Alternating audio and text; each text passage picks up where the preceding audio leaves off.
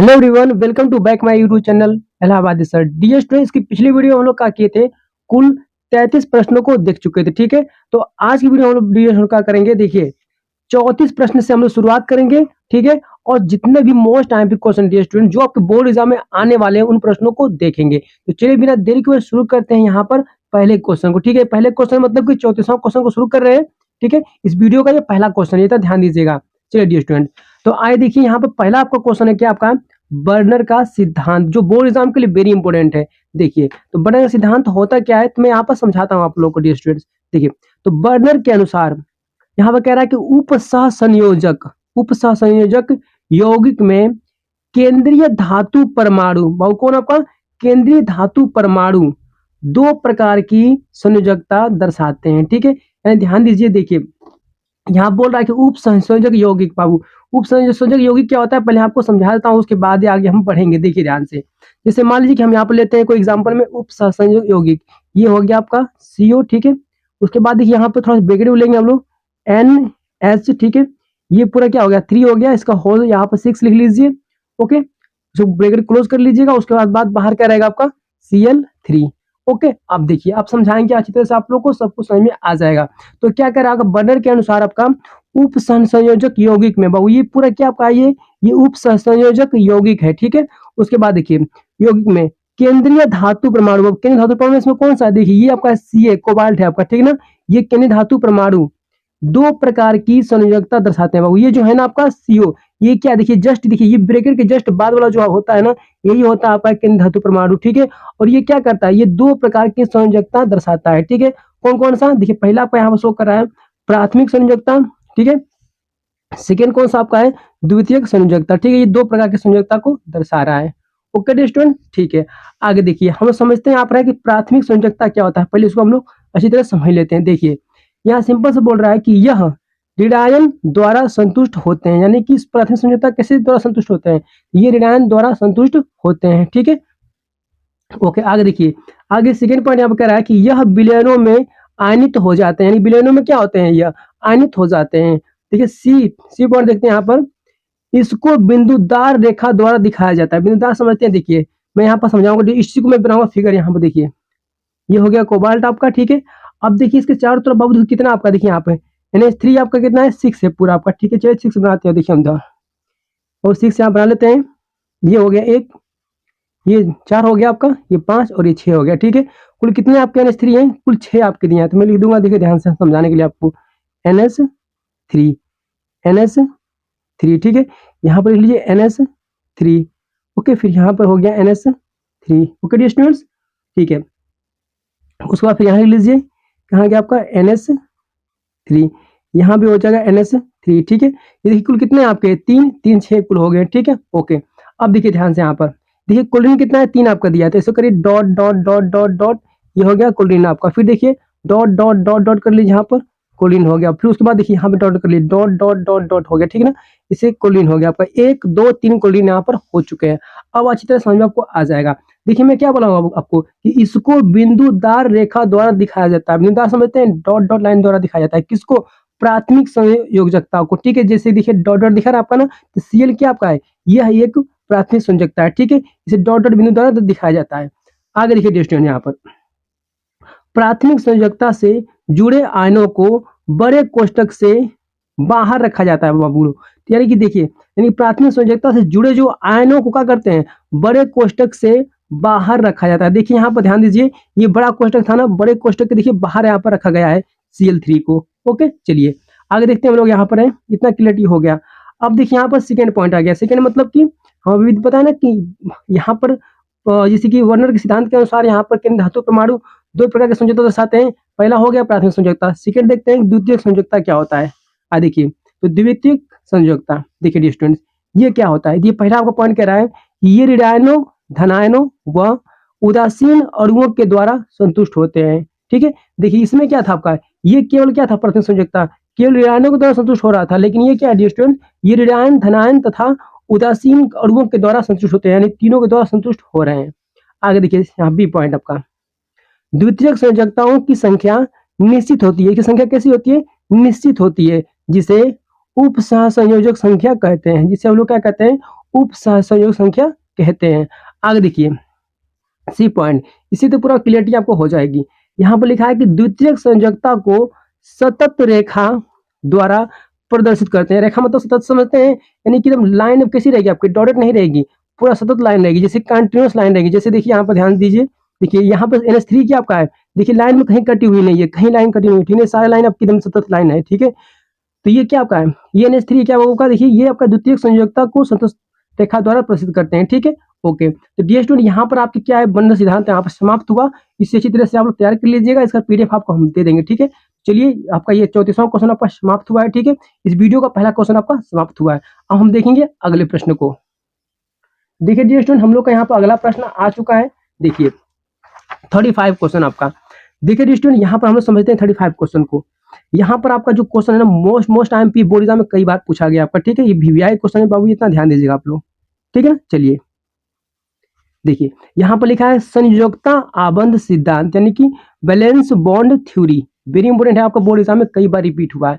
देखिए यहाँ पर कहा जा रहा है कि इस सिद्धांत को पॉलिंग तथा स्लेटर नामक वैज्ञानिक ने दिया था। किसने दिया था इस सिद्धांत को, तो पॉलिंग तथा स्लेटर नामक वैज्ञानिक ने दिया था। ओके, आगे देखते हैं यहाँ पर, इस सिद्धांत की सहायता से उप सह संयोजक यौगिक का त्रिविमीय रसायन तथा अनुचुंबकीय गुण को समझा जा सकता है बाबू, ठीक है ना। यानी कि इस सिद्धांत से क्या, इस सिद्धांत की सहायता से उप संयोजक यौगिक का त्रिविम रसायन तथा अनुचुंबकीय गुण को समझा जा सकता है, ठीक है, इस सिद्धांत से। आगे देखिए, इस सिद्धांत के अनुसार देखिए बाबू, कुछ यहाँ पॉइंट है, समझते हैं। देखिए पहला पॉइंट क्या करा आपका, कि किसी संकुल यौगिक में केंद्रीय धातु परमाणु में उप सहसंयोजक संख्या के बराबर रिक्त कक्षक उपस्थित होते हैं। बाबू कैसे होते हैं, रिक्त कक्षक उपस्थित होते हैं। जैसे देखिए ध्यान से, अभी इसके पहले हम सीखे थे ना, देखिए यहाँ कह रहा है कि संकुल यौगिक में केंद्रीय धातु परमाणु में उप सहसंयोजक संख्या के बराबर रिक्त कक्षक उपस्थित होते हैं। और देखिए बाबू ध्यान दीजिए, यहाँ पर NH3 जो आपका है ना, देखिए NH3 कितना आपका 6 है दिया आपका, और ध्यान दीजिए ये CO क्या था, कोबाल्ट था आपका। अब देखिए NH3 6 है ना, देखिए इसके अकॉर्डिंग क्या होगा, इसके अंदर ना खाली स्थान होंगे, यानी जितना NH3 जितना चाहेगा उतना स्थान, खाली स्थान मिलेगा किसके अंदर, इस किन्हीं धातु परमाणु के अंदर खाली स्थान मिलता है आपका, ठीक है। ये जितना लिगेंड चाहेगा उतना स्थान, खाली स्थान मिलता है, यही कहना चाह रहा है आपका। आगे देखिए सी पॉइंट, बी पॉइंट देखते हैं, केंद्रीय धातु परमाणु के रिक्त संकरित कक्षक लिगेंडों के भरे हुए कक्षकों के साथ अतिव्यापन करते हैं। बाबू क्या करते हैं, तो लिगेंड के भरे हुए कक्षकों के साथ अतिव्यापन करते हैं, ठीक है, जो संकरित कक्षक होते हैं, जिससे सिग्मा बंध बनता है। वो जिससे क्या बनता है, सिग्मा बंध बन जाता है आपका, ठीक है ना। चलिए आगे बाबू बढ़ते हैं, आप देखिए ध्यान समझाते हैं आगे। सिग्मा बंध हो गया, देखिए आगे देखिए, उप संयोजक संख्या, यहाँ पर आपका संकरण है, यहाँ पर आपका त्रिविमीय ज्यामिति है, इसको ध्यान पर समझिए। देखिए अगर उप संयोजक संख्या कितनी हो, अगर 2 रहेगी, ठीक है, तो संकरण कैसा होगा, sp संकरण होगा। और आकृति कैसे बनेगी, इसकी त्रिविमीय ज्यामिति मतलब कि रेखीय बनेगी, ठीक है ना। ओके, अब देखिए यहाँ पर यदि उप संयोजक संख्या कितनी होगी, 4 होगी, डियर स्टूडेंट कितनी होगी, 4 होगी, संकरण कैसा होगा, sp3 संकरण होगा, ठीक है ना। और इसकी त्रिविमीय ज्यामिति कैसी होगी, चतुष्फलकीय होगी, इतना याद रखिएगा। देखिए अगर उप संयोजक संख्या आपकी 6 होगी, ठीक है, संकरण कैसा होगा, देखिए D2sp3 होगा संकरण आपका। और इसकी ज्यामिति कैसी होगी डियर स्टूडेंट्स, ये होगी अष्टफलकीय होगी, ठीक है, इतना याद रखिएगा। ये था आपका पूरा डियर स्टूडेंट्स संयोजकता आबंध सिद्धांत, जो बोर्ड एग्जाम में वेरी इंपॉर्टेंट है, इसका PDF आपको मिल जाएगा, ठीक है। यहाँ 35 क्वेश्चन आपका समाप्त हुआ, ठीक है। हम लोग अब अगले प्रश्नों को देखेंगे। देखिए डियर स्टूडेंट, क्वेश्चन नंबर यहाँ पर 36वां आ चुका है, ठीक है। चलिए इस वीडियो का तीसरा प्रश्न हम देखने वाले हैं। देखिए यहाँ पर आपका मुख्य हेडिंग दिया बाबू, क्रिस्टल क्षेत्र सिद्धांत, जो बोर्ड एग्जाम के लिए वेरी इंपॉर्टेंट है, CFT आपका, ठीक है। ये सिद्धांत बोर्ड एग्जाम में कई बार रिपीट हुआ है। चलो समझते हैं क्रिस्टल क्षेत्र सिद्धांत होता क्या है। देखिए डियर स्टूडेंट्स, यह सिद्धांत H बेथे नामक वैज्ञानिक ने प्रस्तुत किया था। यानी कि इस सिद्धांत को किसने प्रस्तुत किया था डियर स्टूडेंट, तो H बेथे नामक वैज्ञानिक ने प्रस्तुत किया है, इतना याद रहना चाहिए। आगे देखिए, इस सिद्धांत के अनुसार बाबू, इसका कुछ सिद्धांत के कुछ अनुसार कुछ कंडीशन यहाँ पर है। सिद्धांत कहना क्या चाह रहा है, देखिए ध्यान से। पहला पॉइंट कह रहा है ना, जब केंद्रीय धातु परमाणु, बाबू देखिए ध्यान से, कुछ मैं यहाँ पर लिख लूँ, उसके बाद समझाने में आपको बेस्ट रहेगा। देखिए यहाँ पर क्या रहा है, कोबाल्ट है आपका, ठीक है। यहाँ पर क्या डियर स्टूडेंट आपका NH 3 है आपका, ठीक है, ये 6 लिख लीजिए ऐसे करके, ओके, और ये रहेगा Cl3 बाबू, ठीक है, याद रखिए। चलिए, और देखिए ये लिगेंड होता है और ये होता है केंद्रीय धातु परमाणु आपका। चलिए, तो कह रहा है कि जब केंद्रीय धातु परमाणु लिगेंड के संपर्क में आते हैं, ठीक है, लिगेंड के संपर्क में आते हैं, तो केंद्रीय धातु परमाणु के समान ऊर्जा वाले डी कक्षक, ठीक है, डी कक्षक असमान ऊर्जा वाले दो प्रकार के कक्षकों में टूट जाते हैं। क्या करते हैं? असमान ऊर्जा वाले दो प्रकार के कक्षकों में टूट जाते हैं। कौन बाबू? ध्यान दीजिएगा यहाँ पर आपका, कब? जब क्या होता है, जब देखिए, जब केंद्रीय धातु परमाणु, बाबू देखिए ये केंद्रीय धातु परमाणु था, ये आपका, ये केंद्रीय धातु परमाणु आपका है, ठीक है। जब लिगेंड के संपर्क में आती है तो क्या होता है, तो केंद्रीय धातु परमाणु के जो समान ऊर्जा वाले जो डी कक्षक है बाबू, इसका जो जी कक्षक है वो क्या करता है, असमान ऊर्जा वाले दो प्रकार के कक्षकों में टूट जाता है आपका, ठीक है। चलिए, ये पॉइंट आपका समाप्त हुआ। देखते हैं बी पॉइंट को। देखिए, यानी कि डी कक्षक का विपाटन जिन दो समूह में होता है उन्हें T2G व EG कक्षक कहते हैं। इनके बीच की ऊर्जा अंतर 10dq या डेल्टा होती है। 10dq से दर्शाइए चाहे डेल्टा से दर्शा लीजिए, होती है। इस ऊर्जा अंतर को क्रिस्टल क्षेत्र विपाटन ऊर्जा कहते हैं, ठीक है। इतना क्लियर हो गया। आगे देखिए, यहाँ पर समझेंगे हम लोग डी कक्षक का विपाटन दो प्रकार से होता है। पहला देखिए बाबू, पहला क्या आपका है, अष्टफलकीय संकुलों में क्रिस्टल क्षेत्र विपाटन। देखिए दो प्रकार से हो रहा है ना, चलिए दोनों को हम अच्छी तरह से समझते हैं। देखिए यहाँ पर सबसे पहले यहाँ बनाएंगे फिगर हम लोग, देखिए दोस्तों इस तरह से, ये हो गया डी कक्षक का ऊपर, ठीक है ना। डी कक्षक में कुल कितने होते हैं, कुल यहाँ पर कुल 5 होते हैं। देखिए 1 2 3, 1 2 3 कक्षक हो गए, एक 4 एक 5 कक्षक हो गए, ठीक है। ये क्या आपका है, ये डी कक्षक आपका दोस्तों, इधर समझ लीजिएगा, ये क्या आपका है, ये डी कक्षक है आपका, ठीक है। ओके, आगे देखिए बाबू, देखिए जब ये टूटेगा ना आपका, ठीक है, देखिए दो भागों में टूट जाएगा आपका। ओके, देखिए यहाँ से क्या होगा, दो भागों में ब्रेक हो रहा है, दो भागों में टूट रहा है आपका। इतना क्लियरिटी आपको होना चाहिए। देखिए ध्यान से, देखिए बाबू जब टूटेगा तो क्या होगा, देखिए यहाँ पर आपके दो भाग ऐसे ऊपर चले गए, ठीक है, इसके 2 बॉक्स ऊपर चले जाएंगे, लेकिन नीचे क्या होंगे, 3 बॉक्स नीचे चले जाएंगे, 3 बॉक्स नीचे ऐसे करके बना लीजिएगा। ओके, अब देखिए ध्यान से, ऊपर वाला जो होता है ना, वो क्या होता है, वो होता है आपका इजी, ठीक है। और नीचे वाला जो है क्या आपका है, T2G है आपका। क्लियर रहेगा आप लोगों को, ठीक है। अब देखिए ध्यान से, मान लीजिए कि इस कक्षक को अगर नाम देंगे तो बाबू इसका नाम क्या हो जाएगा, तो ध्यान दीजिए, इसका जो नाम होता है ना, मैं लिख देता हूँ यहाँ पर ऊपर करके, ठीक है। ये होता है आपका D, ठीक है, x² y² होता है। क्लियर रहेगा आप लोगों को, ठीक है। और देखिए ये वाला जो होता है ना, इसे क्या बोलते हैं, इसे कहते हैं DZ², ठीक है, ये होता है आपका है। क्लियर रहेगा आप लोगों को, ठीक है। अब देखिए, और इसका ना अगर नाम जानना चाहे तो इसको क्या बोलते हैं, इसे कहते हैं DXY। क्या कहेंगे, DXY। अच्छा, इसे क्या कहेंगे हम लोग, ये तो इसे कहते हैं DYZ कहते हैं, ठीक है। और ये क्या होता है, इसे हम बोल सकते हैं DZX कह सकते हैं। क्लियर है इतना आप लोग को, ठीक है। अब देखिए इन दोनों के बीच की बहुत दूरी देखें, इन दोनों के बीच की अगर दूरी देखें हम लोग, कितना था आपका, तो अभी क्या लिखे थे हम लोग, यहाँ पर होता है 10dq होता है। कितना ds होता है, तो पूरा 10dq होता है। चाहे आप डेल्टा से दर्शा सकते हैं, चाहे 10dq लिख सकते हैं, ठीक है। ये इस तरह से विपाटन होता है इसका, ठीक है। ऊपर वाला इजी आपका, नीचे क्या आपका T2G हो जाता है, ठीक है। चलिए, तो अष्टफलकीय संकुलन में क्रिस्टल क्षेत्र विपाटन इस प्रकार होता है। आगे देख लीजिए सेकेंड पॉइंट यहाँ पर आपका, चतुष्फलकीय संकुलों में क्रिस्टल क्षेत्र विपाटन।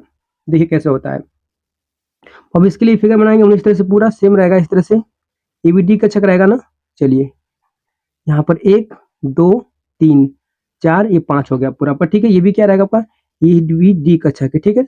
चलिए, ओके, अब देखिए डेस्टिनी यहाँ पर क्या होगा, देखिए यहाँ से भी ये भी ब्रेक होगा, यहाँ से टूट जाएगा, ठीक है, दो भागों में, एक भाग ऊपर गया, एक भाग आपका नीचे गया आपका, ठीक है। देखिए ऊपर क्या होगा डेस्टिनी, देखिए ऊपर आपका यहाँ पर 3 भाग ऊपर जाएगा, 3 बॉक्स ऊपर जाएगा, ठीक है। नीचे क्या होगा, नीचे आपका 2 भाग, यानी इसके 2 बॉक्स नीचे जाएंगे, ठीक है। ओके, और इनके बीच की दूरी कितनी होगी डेस्टिनी, इसकी बीच की जो दूरी हो जाएगी वो क्या हो जाएगी, 10dq हो जाएगी। क्लियर रहेगा आप लोगों को, ठीक है। अब जो 3 बॉक्स ऊपर गया इसको बोलते हैं T2G। नीचे वाला क्या हो जाएगा, नीचे वाला हो जाएगा आपका इजी, ठीक है। बाकी देखिए ये नाम जो है ना, 3 वाला का नाम क्या है, वही आपका DXY होगा, आपका DYZ नाम हो जाएगा, DZX हो जाएगा, ठीक है। नीचे वाला क्या होगा बाबू, 2 बॉक्स है तो DX² Y², ठीक है, DZ², ये हो जाएगा आपका। बस यही था आपका। ओके, डी स्टूडेंट यहाँ पर देखिए ये हो गया आपका क्रिस्टल क्षेत्र सिद्धांत आपका CFT। इंपॉर्टेंट है, इसे अच्छी तरह समझ लीजिएगा और बोर्ड एग्जाम के लिए तैयार कर लीजिएगा, ठीक है। अब हम देखेंगे अगले प्रश्न को। तो चलिए डियर स्टूडेंट देखते हैं हम लोग इस क्वेश्चन को, ठीक है ना। यहाँ पे देखिए क्वेश्चन क्या कर आपका TNT, इसको हम बोलते हैं ट्राई नाइट्रोटाइलून। ठीक है बाबू, ये भी प्रश्न बोर्ड एग्जाम के लिए वेरी इंपॉर्टेंट है, इसे भी अच्छी तरह से समझ लीजिएगा, ठीक है। चलिए इसको बनाने की विधि पूछ सकता है आपसे, इसका उपयोग पूछ सकता है आपसे, ठीक है। चलिए देखते हैं बाबू, देखिए ट्राई नाइट्रोटाइलून क्या होता है। देखिए पहले हम यहाँ बनाएंगे पहले बेंजीन, ठीक है। बेंजीन यहाँ बना लीजिए समझने के लिए, ओके। मैं आपको समझाऊंगा अच्छी तरह से डियर स्टूडेंट्स। देखिए ये बन गया बेंजीन आपका, ओके। ऊपर देखिए यहाँ क्या रहेगा CH, यहाँ पर आएगा आपका 3, ठीक है। अब देखिए यहाँ इसको बोलते हैं पूरे, इस पूरे को बोलते हैं टाइलुइन। क्या बोलते हैं बाबू, इसे बोलते हैं टालुइन हो गया, टालुइन हो गया आपका, ठीक है। अब चलिए ध्यान दीजिए, देखिए आगे क्या हो रहा है आपका। अब इस टालुइन में क्या जुड़ेगा, देखिए बता रहे हैं आगे आपको। यहाँ बना लीजिए बेंजीन, ठीक है। ये बेंजीन हो गया आपका। ऊपर क्या था आपका CH3 था, ठीक है ना, ओके। अब देखिए जिसमें यहाँ क्या जुटेगा, यहाँ पर इस भाग में जुड़ जाएगा आपका NO2 जुटेगा, ठीक है, ओके। नीचे वाला भाग में क्या जुड़ेगा NO2 जुड़ जाएगा, ठीक है। यहाँ पर क्या जुड़ जाएगा आपका NO2 जुड़ जाएगा, ठीक है, जुड़ गया आपका।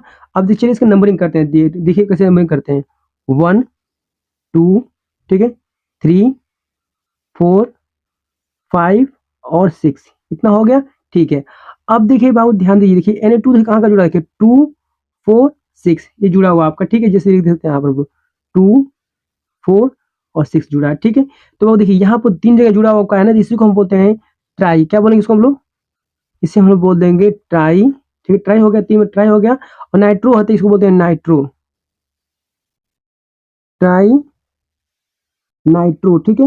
और इसको बोलते हैं try night, okay, tri nitro, हाँ ठीक है, ट्राई नाइट्रो हो गया। फिर उसके टाइलुइन, टालुइन हो गया, ठीक है, ओके। इतना नाम इसका पड़ गया आपका, जिसमें यही आपका है, ठीक है। इसको बनाने की हम लोग विधि सीखेंगे, ठीक है। इससे ये कैसे बना आपका, इसको विधि हम लोग सीखने वाले हैं। देखिए डिस्टेंस, चलिए यहाँ है बनाने की विधि।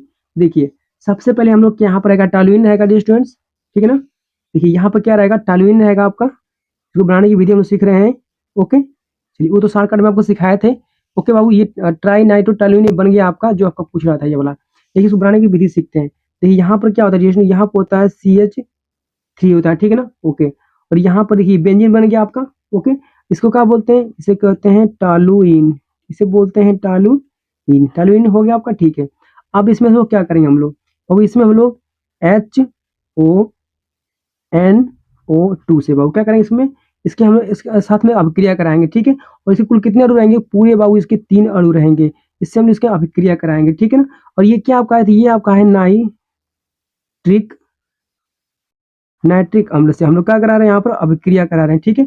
किसके उपस्थिति में बाबू करा रहे हैं, देखिए यहाँ पर तो हम लोग करा रहे हैं H2SO4 की उपस्थिति में, H2SO4 की उपस्थिति में करा रहे हैं, ठीक है।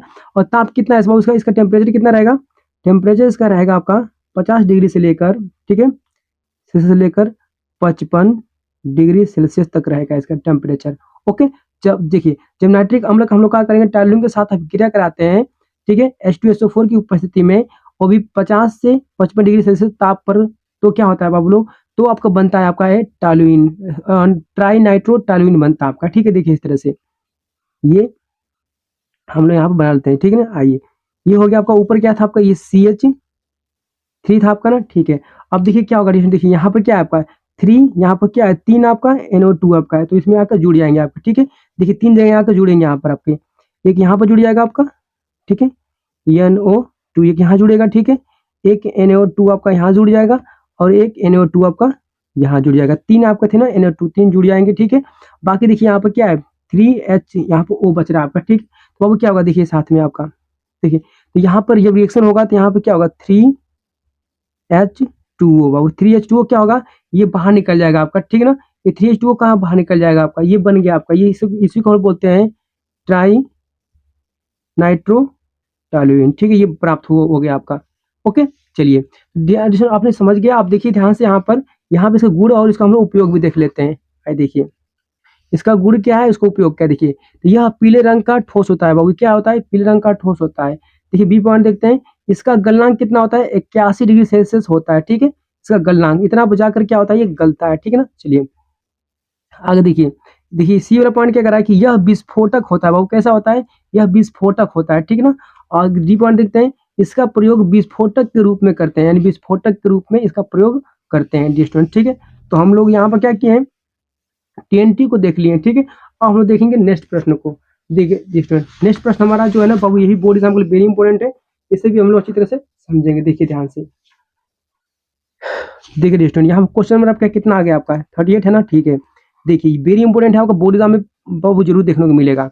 देखिए यहाँ पर दिया है टॉलन अभिकर्मक। बाबू टॉलन अभिकर्मक क्या होता है, देखिए ध्यान से यहाँ पर देखिए, सिल्वर नाइट्रेट तथा अमोनियम हाइड्रोक्साइड। ठीक है बाबू, ये क्या है, सिल्वर नाइट्रेट है और क्या है, अमोनियम हाइड्रोक्साइड है। ठीक है, के विलयन को टालेन अभिकर्मक कहते हैं। ठीक है, इन दोनों के विलयन को क्या कहते हैं, टालेन अभिकर्मक कहते हैं। आगे देखिए ध्यान से यहाँ पर, टालेन अभिकर्मक को एल्डिहाइड से क्रिया कराने पर, अगर टालेन अभिकर्मक को एल्डिहाइड से क्रिया कराते हैं तो क्रिया कराने पर रजत दर्पण बनता है। क्या बनता है, रजत दर्पण बनता है। ठीक है, आगे देखिए, इसके द्वारा एल्डिहाइड समूह की उपस्थिति की जांच की जाती है। वो क्या की जाती है, इसके द्वारा एल्डिहाइड समूह की उपस्थिति की जांच की जाती है। ठीक है ना। चलिए, ये क्वेश्चन आपका टालेन अभिकर्मक बहुत इंपॉर्टेंट है, इसे अच्छी तरह से तैयार कर लीजिएगा। आगे देखते हैं हम नेक्स्ट प्रश्न। यहाँ पर देखिए, यहाँ लिखा है मोलिस परीक्षण। बाबू मोलिस परीक्षण क्या होता है, इसको समझते हैं। देखिए, यह एक कार्बोहाइड्रेट परीक्षण है। कैसा है, यह एक कार्बोहाइड्रेट परीक्षण है जिसके एक परख नली में ग्लूकोज का जलीय लेकर उसमें 2 ml क्या अल्फा नेफ्थॉल, क्योंकि ये क्या है, ये अल्फा आपका है, अल्फा नेफ्थॉल का एल्कोहलिक विलयन मिलाकर उसमें कुछ बूंद सांद्र H2SO4 को डालने पर दो द्रवों के बीच बैंगनी रंग का वलय बनता है। बैंगनी रंग कैसा बनता है, वलय बनता है। ठीक है, इसी को बोलते हैं मोलिस परीक्षण। फिर सुन लीजिए, देखिए देखिए यहाँ पर यह एक क्या है, कार्बोहाइड्रेट परीक्षण है।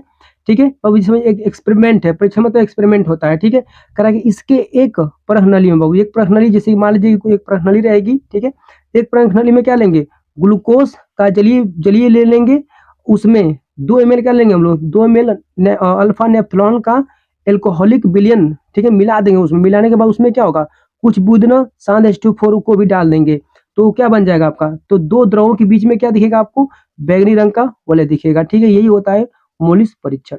ठीक है, चलिए क्वेश्चन आपका समाप्त हुआ। हम देखते हैं अब अगला प्रश्न आपका। देखिए, तो फेहलिंग विलयन क्या होता है, फेहलिंग विलयन स्टूडेंट, चलो देखते हैं इसको। तो फेहलिंग विलयन यानी कॉपर क्यूप्राइड ऑक्साइड यहाँ पर होता है। ठीक है, कोई दिक्कत नहीं है, यहाँ पर बस CuO समझ लीजिए।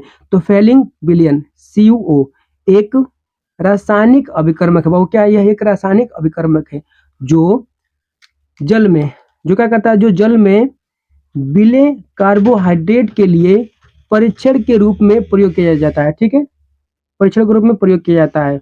आगे देख लीजिए, जब इसे ग्लूकोज के साथ गर्म किया जाता है, वो क्या करते हैं, जब इसको ग्लूकोज के साथ गर्म किया जाता है तो ग्लूकोनिक अम्ल तथा क्यूप्रस ऑक्साइड का लाल अवक्षेप बनता है। ठीक है, जब हम लोग क्या करेंगे, ग्लूकोज के साथ गर्म करेंगे तो क्या बनेगा आपका, ग्लूकोनिक अम्ल तथा क्यूप्रस ऑक्साइड का लाल अवक्षेप प्राप्त होता है। तो ये क्वेश्चन हम लोग 40वां समाप्त हुआ।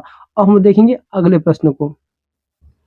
देखिए डियर, हम लोग का यहाँ अगला प्रश्न आपका आ चुका है, जो बोर्ड एग्जाम के लिए वेरी वेरी इंपॉर्टेंट है, ल्यूकास परीक्षण। ठीक है, कई बार बोर्ड एग्जाम में रिपीट हुआ आपका। ल्यूकास परीक्षण होता है क्या, चलिए समझते हैं इसको। देखिए, जब एल्कोहल का उपचार लूकास अभिकर्मक जैसे कि सांद्र HCl निर्जल ZnCl2 के साथ किया जाता है। ठीक है, यानी कि जब एल्कोहल का उपचार लूकास अभिकर्मक के साथ किया जाता है तब भिन्न भिन्न एल्कोहलों के अवक्षेप निर्माण की दर भिन्न भिन्न होती है। ठीक है, यानी कि एल्कोहलों के साथ जो अवक्षेप का निर्माण क्या होता है, अलग अलग होता है इसकी दर, तथा एल्किल हैलाइड, ठीक है, एल्किल हैलाइड के कारण अवक्षेप बनते हैं। ठीक है, ओके। देखिए आगे देखिए ध्यान से, यहाँ पर क्या कर रहा है कि तृतीयक यानी तृतीयक एल्कोहल तुरंत अवक्षेप दे देता है। तृतीयक जो एल्कोहल होता है क्या करता है, तुरंत अवक्षेप दे देता है। लेकिन देखिए द्वितीयक जो होता है एल्कोहल क्या करता है, वो 5 मिनट के बाद अवक्षेप देता है। ठीक है, और देखिए जबकि जो प्राथमिक बाबू एल्कोहल होता है वो क्या करता है, वो कमरे के ताप पर कोई अवक्षेप नहीं देता है। ठीक है, ये था आपका लूकास परीक्षण, जो बोर्ड एग्जाम के लिए वेरी इंपॉर्टेंट है, इसे भी आप तैयार कर लीजिएगा। अब हम देखते हैं अगले प्रश्न। देखिए यहाँ पर 22वां क्वेश्चन क्या कर रहा है आपका, कि प्रोटीन के विकृतीकरण से आप क्या समझते हैं। ठीक है, ये प्रश्न इंपॉर्टेंट है, देखिए समझते हैं इसका आंसर। देखिए, सभी प्रोटीन प्रकाश क्रियाशील व कोलाइडी होते हैं। बाबू सभी प्रोटीन कैसे होते हैं? प्रकाश क्रियाशील होते हैं और कोलाइडी होते हैं। ठीक है, आगे देखिए, जब किसी प्रोटीन को गर्म किया जाता है, ठीक है, तो क्या होता है? तो इसमें अम्ल या क्षार मिलाते हैं। ठीक है, क्या करते हैं? उसमें अम्ल या क्षार मिलाते हैं। यह विलयन से अस्कंदित या अवक्षेपित हो जाता है। ठीक है, विलयन से क्या होता है? अस्कंदित या अवक्षेपित हो जाता है। इस घटना को विकृतीकरण कहते हैं। ठीक है, ये भी प्रश्न बोर्ड एग्जाम के लिए वेरी इंपॉर्टेंट है, इसे भी आप तैयार कर लीजिएगा। ठीक है, अब हम देखेंगे नेक्स्ट क्वेश्चन। नेक्स्ट क्वेश्चन भी बोर्ड एग्जाम के लिए वेरी वेरी इंपॉर्टेंट है। देखिए, यहाँ पर कह रहा है आपका कि प्रोटीन क्या है। ठीक है बाबू, यहाँ कह रहा है कि प्रोटीन क्या है, तो और प्रोटीन के प्रमुख कार्य भी पूछ रहा है आपसे। तो देखिए डिस्टूडेंट, यहाँ समझते हैं। देखिए, प्रोटीन क्या है? प्रोटीन एक जटिल कार्बनिक पदार्थ है। ठीक है, एक जटिल कार्बनिक पदार्थ है जिसका निर्माण कार्बन, हाइड्रोजन, ऑक्सीजन एवं नाइट्रोजन तत्वों के अणुओं से हुआ है। ठीक है, नाइट्रोजन तत्वों के अणुओं से हुआ है इसका निर्माण। आगे देखिए, ये अमीनो अम्ल के बहुलक होते हैं। क्या होते हैं? प्रोटीन अमीनो अम्ल के बहुलक होते हैं तथा प्रोटीन में अमीनो अम्ल परस्पर पेप्टाइड बंधों द्वारा जुड़े होते हैं। किसके द्वारा होते हैं? तो अमीनो अम्ल क्या करते हैं? परस्पर पेप्टाइड बंधों द्वारा जुड़े होते हैं। ठीक है, आगे देखते हैं इस प्रोटीन का कार्य क्या होता है। बहुत देखिए, प्रोटीन का यहाँ पर कार्य क्या कर रहा है कि ये इसका कार्य क्या है? तो शरीर की रचना करना, और शरीर की रचना करता है प्रोटीन। आगे देख लीजिए, शरीर में टूट फूट की मरम्मत करता है। ठीक है ना, प्रोटीन का काम क्या है? शरीर में टूट फूट की मरम्मत कर देगा आपका, कहीं कट पीट जाएगा तो उसको भरने का काम करता है। आगे देखिए तीसरा पॉइंट, शरीर को ऊर्जा प्रदान करता है, शरीर को क्या करता है? एनर्जी देता है प्रोटीन आपका। ठीक है, और ये क्वेश्चन आपका समाप्त हुआ। अब हम देखेंगे अगला प्रश्न। अगला प्रश्न बोर्ड एग्जाम के लिए काफी ज्यादा महत्वपूर्ण है। देखिए जरा, यहाँ पर देखिए शो कर रहा होगा कोलराउस का नियम। ठीक है, चलिए देखिए, वो कोलराउस का नियम बोर्ड एग्जाम में वेरी इंपोर्टेंट एग्जाम में कई बार रिपीट हुआ है। देखिए ध्यान से, यहाँ पर कह ना कि इस नियम के अनुसार अनंत तनुता पर, इस नियम के अनुसार अनंत तनुता पर किसी विद्युत अपघट्य की विलयन की तुल्यांकी चालकता, ठीक है, किसी विलयन की तुल्यांकी चालकता धनायनों की तुल्यांकी चालकता तथा ऋणायनों की तुल्यांकी चालकता के योग के बराबर होता है। ठीक है, नहीं समझ पाए, चलिए इसको समझाने का आपको प्रयास करते हैं। देखिए डिस्टेंस समझाने का बेस्ट तरीका आपका यही है। देखिए इस तरह से, और देखिए मैं एक फिगर बना रहा हूँ, इस फिगर से समझाऊंगा आपको, आपको समझने में बहुत ही आसानी होगी। ठीक है, चलिए देखिए, देखिए डियर स्टूडेंट्स, मैं इसकी बात करूँ ना तो इसको बोलते हैं अनंत तनुता। इसे क्या कहेंगे? इसे कहेंगे अनंत तनुता कहेंगे, इसे बोलेंगे अनंत तनुता। ठीक है, ओके। और ये इक्यू क्या आपका है बाबू? ये है तुल्यांकी आपका। ये क्या आपका है? ये है आपका है तुल्यांकी। ठीक है, ये तुल्यांकी आपका है। और देखिए लेमड़ा जैसा बना ना, तो ये क्या आपका है? लेमड़ा जैसा बना ये है आपका चालकता। इसे क्या बोलते हैं? इसे कहते हैं चालकता। ठीक है, अब क्लियरिटी आपको हो जाएगी। देखिए ध्यान समझिएगा, इसका सूत्र क्या बात कर, देखिए लिख दीजिए सूत्र यहाँ पर और जल्दी समझ में आपको आएगा। ठीक है, ये आपका रहेगा अनंत अंतर रहेगा, इक्वल टू कर रहे हैं यहाँ पर। ठीक है, तो देखिए यहाँ पर अनंत अंतर रहेगा, ये धनायन आपका है। ठीक है, इन दोनों का योग कर रहे हैं यहाँ पर हम।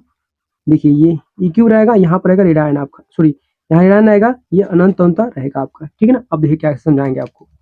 देखिए यहाँ करा कि इस नियम के अनुसार अनंत तनुता पर, बाबू इस नियम के अनंत तनुता पर किसी विद्युत अपघट्य की विलयन की तुल्यांकी चालकता है। बाबू ये क्या है?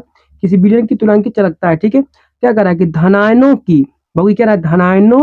धनायनों की तुल्यांकी, बाबू धनायनों क्या? धनायनों की तुल्यांकी। ठीक है, धनायनों की तुल्यांकी चालकता। ठीक है, तथा ऋणायनों की तुल्यांकी चालकता के योग के बराबर होता है, के योग के बराबर होता है ये आपका। ठीक है, कोलराउस का नियम। क्लियरिटी इतना हो गया। देखिए धनायनों की तुल्यांकी चालकता, ठीक है, और ऋणायनों की तुल्यांकी चालकता के योग के बराबर होता है आपका है कौन? कोलराउस का नियम होता है। ठीक है, यानी कि विलयन की तुल्यांकी चालकता किसके बराबर होता है बाबू? ये विलयन की तुल्यांकी चालकता है किसके बराबर आपका है? तो धनायनों की तुल्यांकी चालकता और ऋणायनों की तुल्यांकी चालकता के योग के बराबर है आपका ये विलयन की तुल्यांकी चालकता आपका। ठीक है, अच्छा इसका अनुप्रयोग कहाँ करते हैं? इसका प्रयोग कहाँ कहाँ होता है? देखिए इसका प्रयोग होता है वियोजन की कोटि ज्ञात करने में। इसका प्रयोग कहाँ होगा? वियोजन की कोटि ज्ञात करने में। ठीक है, चलिए ये प्रश्न आपका समाप्त हुआ। हम लोग अगले प्रश्नों को अब देखेंगे। देखिए डियर स्टूडेंट, यहाँ पर क्वेश्चन शो कर आपका हेनरी का नियम लिखिए। बाबू हेनरी का नियम बोर्ड एग्जाम में वेरी इंपोर्टेंट है। कह रहे हेनरी का नियम लिखिए तथा इसकी सीमाएं व अनुप्रयोग भी लिखिए। ठीक है, तो चलिए इसको जल्दी से समझ लेते हैं डियर स्टूडेंट। देखिए यहाँ पर आपका समझ लीजिए हेनरी के नियम के अनुसार, ठीक है, क्या कहता है हेनरी आपका, तो कहते हैं हेनरी की स्थिर ताप पर किसी गैस की द्रव में विलेयता, ठीक है बाबू, स्थिर ताप रहेगा आपका और उसी ताप में किसी गैस की द्रव में विलेयता, मतलब कोई आपका द्रव है, ठीक है, कोई द्रव है, उस द्रव में क्या है, गैस मिल रहा है आपका, तो किसी द्रव में गैस की विलेयता गैस के दाब के समानुपाती होता है, ठीक है। जैसे मान लीजिए कि कोई आपका, जैसे कि कोका कोला हो गया, कोल्ड ड्रिंक हो गया, ठीक है, तो लिक्विड होता है, वो द्रव होता है, उसमें गैस मिली होती है, कौन सा गैस मिली होती है, CO2 गैस मिली होती है, कार्बन डाइऑक्साइड गैस, ठीक है। जितना दबा के CO2 गैस भरी रहती है, ठीक है ना, उसको खोलने पे कितना तेजी से जैसे हवा निकलता है उसमें से, वो क्या होता है, CO2 ही होता है आपका। तो देखिए ध्यान से, तो गैस की विलेयता किसके समानुपाती होता है, वो दाब के समानुपाती होता है, यानी कि जितना जितना दाब रहेगा, जितना दाब बढ़ेगा तो क्या होगा, गैस की विलेयता भी बढ़ेगी, जितना दबाएंगे उतना ही क्या होगा आपका, गैस की विलेयता बढ़ती रहेगी, ठीक है। चलिए देखिए यहाँ पर गैस की विलेयता को लिखते हैं स्मॉल m से, और ये दाब क्या है, P है आपका, इस दूसरे के समानुपाती है। अगर बाबू देखिए समानुपाती चिन्ह हटाएंगे तो ये नियतांक लगता है, इसको बोलते हैं KH, ये नियतांक होता है, ठीक है। और इस KH को हम लोग क्या कहते हैं, और देखिए इसी को बोलते हैं हेनरी नियतांक बोलते हैं, ठीक है। ओके, ये m क्या है, घुली हुई गैस की मात्रा है, P क्या आपका है, दाब है आपका, ठीक है। आगे देखिए हेनरी के नियम की सीमाएं क्या होती हैं, तो बाबू ध्यान दीजिएगा, यह नियम केवल आदर्श गैस के लिए ही मान्य है। ये नियम किसके लिए मान्य है, तो आदर्श गैस के लिए ही मान्य है। आगे देखिए, इसमें विलयन का ताप बहुत कम नहीं होना चाहिए। विलयन का बाबू जो ताप है, टेम्परेचर ना, बहुत कम नहीं होना चाहिए। सी पॉइंट देख लीजिए, गैस की विलेयता बहुत अधिक नहीं होनी चाहिए, यानी गैस की विलेयता क्या होनी चाहिए, बहुत अधिक भी नहीं होनी चाहिए। आगे देख लीजिए डी पॉइंट आपका, यह नियम उन गैसों पर लागू होता है जो विलायक से क्रिया करते हैं, यानी जो विलायक से क्रिया करते हैं, सॉरी, जो विलायक से क्रिया नहीं करते हैं ना, ठीक है, यानी जो गैस विलायक से क्रिया नहीं कर रही है उन्हीं गैसों पर लागू होते हैं, ठीक है। आगे देखते हैं हेनरी के नियम के अनुप्रयोग, देखते हैं अनुप्रयोग इसका क्या है। देखिए इसका कहाँ का प्रयोग करते हैं, देखिए शीतल पेय पदार्थ में, यानी ठंडे जो पीने वाला पदार्थ होता है ना, उसमें करते हैं इसका प्रयोग। आगे देखिए, अधिक ऊंचाई पर ऑक्सीजन टैंक में, ठीक है, अधिक ऊंचाई पर आप चढ़ रहे हैं तो उसमें क्या होते हैं, तब हेनरी का नियम का प्रयोग किया जाता है, ठीक है। टैंकों में क्या गैस भर के ले जाते हैं आप लोग, अधिक पहाड़ों पर जो चढ़ते हैं लोग, ठीक है ना, तो अधिक ऊंचाई पर ऑक्सीजन टैंक के रूप में। आगे देखिए, गोताखोर लोग भी क्या करते हैं, हीलियम गैस भरते हैं, ठीक ना, हीलियम गैस भर के ले जाते हैं पानी में। तो बाबू देखिए ये था हेनरी का अनुप्रयोग, ठीक है। अब चलते हैं इस वीडियो का लास्ट प्रश्न देखेंगे जो बोर्ड एग्जाम के लिए काफी महत्वपूर्ण है। देखिए दोस्तों यहाँ पर शो कर राउल्ट का नियम तथा उसकी सीमाएं क्या है, ठीक है, बोर्ड एग्जाम के लिए वेरी इंपॉर्टेंट है, इसे ध्यान से समझ लीजिएगा। देखिए राउल्ट के अनुसार कह रहा है कि किसी विलायक में कोई अवाष्पशील मतलब कि जो वाष्पशील ना हो, जो मतलब कि वाष्पशील मतलब कि वाष्प बन के उड़े ना, तो किसी विलायक में अवाष्पशील विलेय पदार्थ घोलने पर, ठीक है, उसके वाष्प दाब में आपेक्षिक अवनमन विलेय के मोल प्रभाज के बराबर होता है, ठीक है। ये कौन कहता है, राउल्ट कहते हैं, ठीक है ना। और फिर सुन लीजिए कि किसी विलायक में कोई अवाष्पशील विलेय पदार्थ घोलने पर, ठीक है, अवाष्पशील विलेय पदार्थ मतलब कि जो घुले ना उसे अवाष्पशील बोलते हैं, ठीक है, जो वाष्पशील बन के उड़े ना, अवाष्पशील पदार्थ घोलने पर उसके वाष्प दाब में आपेक्षिक अवनमन क्या होता है, तो विलेय के मोल प्रभाज के क्या होते हैं, बराबर होते हैं, ठीक है। चलिए जैसे यहाँ पे देख लेते हैं हम लोग है कि वाष्प दाब में आपेक्षिक अवनमन क्या होगा, तो विलेय के मोल प्रभाज के बराबर होगा, यही क्या है, यही आपका राउल्ट का नियम है, ठीक है। आगे देखिए सूत्र क्या करके लिख सकते हैं हम लोग है, पी नॉट यहाँ माइनस आपका PS बटे में क्या आपका है, P naught equal to N/N plus capital N रहेगा, और ये फॉर्मूला को आप लिख दीजिएगा, इतना हो जाएगा आपका, ठीक है। अब इसके हम देख लेते हैं सीमाएं क्या है इसकी, ठीक है ना। चलिए देखते हैं बाबू सीमाएं को, सीमाएं देखेंगे आपका खत्म हो जाएगा। देखिए ध्यान से यहाँ पर राउल्ट के नियम की सीमाएं बाबू, देखिए पहला सीमाएं क्या है, तो राउल्ट का नियम तनु विलयन पर लागू होता है, सांद्र विलयन पर नहीं, ठीक है स्टूडेंट, यानी कि राउल्ट का नियम किस पर लागू होता है, ये केवल तनु विलयन पर लागू होता है, ठीक है। आगे देखते हैं, देखिए यहाँ पर राउल्ट का नियम केवल अवाष्पशील विलेय पदार्थों के विलयन पर लागू होता है, अवाष्पशील मतलब कि जो वाष्प बन के न उड़े उन पर यह लागू होता है।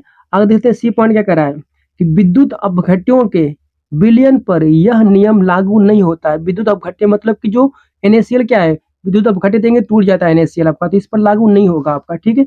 आगे देखते हैं लास्ट पॉइंट यहाँ पर कह रहा है कि जो पदार्थ विलयन में वियोजित हो जाते हैं, यानी जो पदार्थ विलयन में क्या हो जाते हैं, घुल जाते हैं, उन पर यह नियम लागू नहीं होता है, ठीक है।